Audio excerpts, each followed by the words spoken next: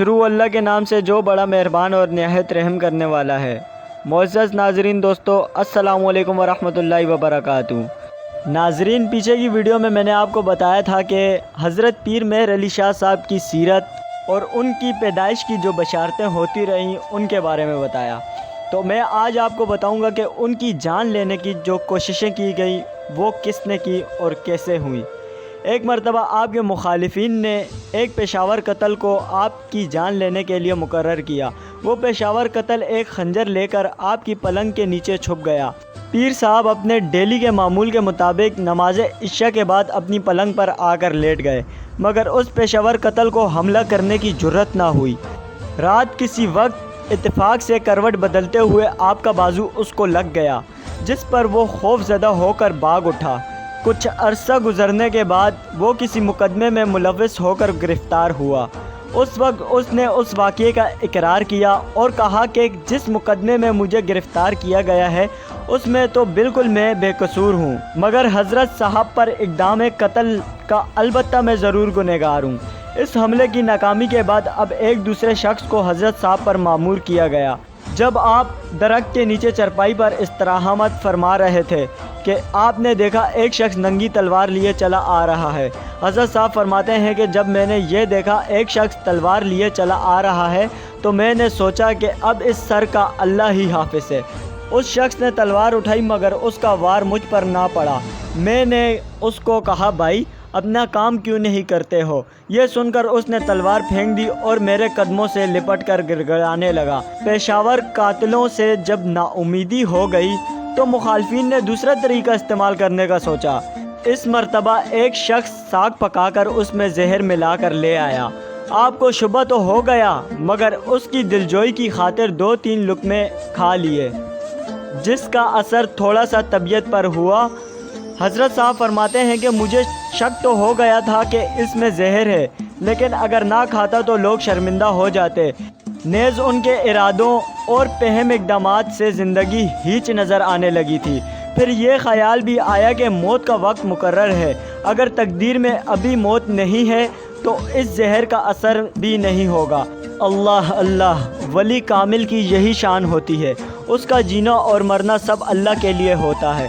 سچ ہے کہ اللہ کے دوستوں کو موت کا کوئی خوف نہیں ہوتا، ان کی زندگیاں اللہ کی محبت سے عبارت ہوتی ہیں اور ان کی زندگی کے کسی بھی حصے میں موت سے خوف زدہ نہیں کیا جا سکتا۔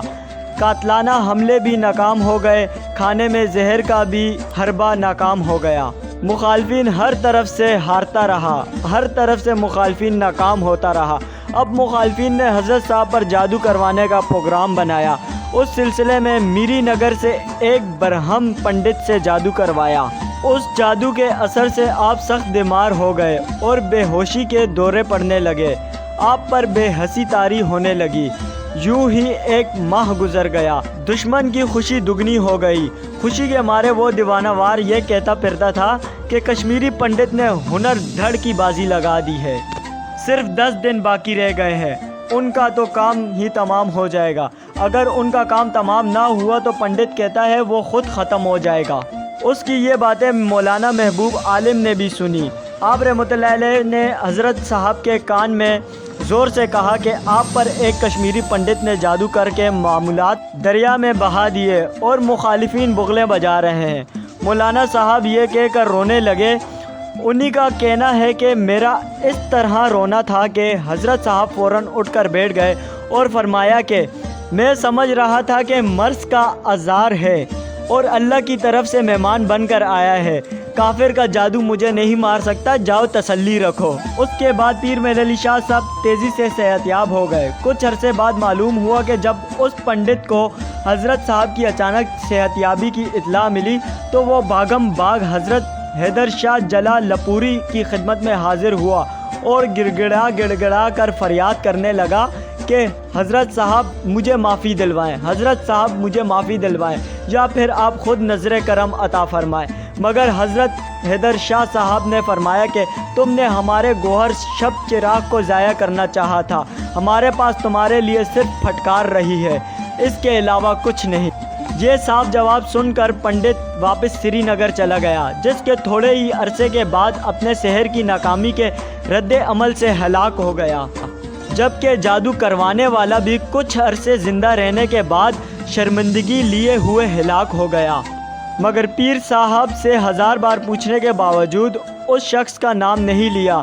میرے خیال میں آپ نے اس شخص کو اس لیے عیاں نہیں کیا کیونکہ اس طرح اس کا خاندان اور آنے والی نسلیں بھی لوگوں سے شرمندہ ہی رہتی۔ چنانچہ حضرت صاحب نے باوجود علم ہونے کے اس شخص کا نام کسی پر ظاہر نہ فرمایا، اور یوں جادو کروانے والا اپنی لگائی ہوئی آگ میں خود ہی جل کر راکھ ہو گیا، اور حضرت صاحب کا بال بھی باقی نہ ہوا۔ جب سے لاگے تورے سنگ نین پیا، نیند گئی آرام نہیں ساری ساری رین پیا، دکھ آئے سکھ بھاگ گئے سب عیش مٹا سارا چین پیا، تن من دھن سب تجھ پر واروں وار دیوں کو نین پیا، جیا تڑپت ہے در سن دیجو صدقہ حسن حسین پیا، وصل اعلیٰ کیا شانن ہے لا مسلک فی الدارین پیا، مہر علی جب نبی اور جب نبی ہے مہر علی، لحمک لحمی جسمک جسمی فرق نہیں مابین پیا، جب سے لاگے تورے سنگ نین پیا، نیند گئی آرام نہیں ساری ساری رین پیا۔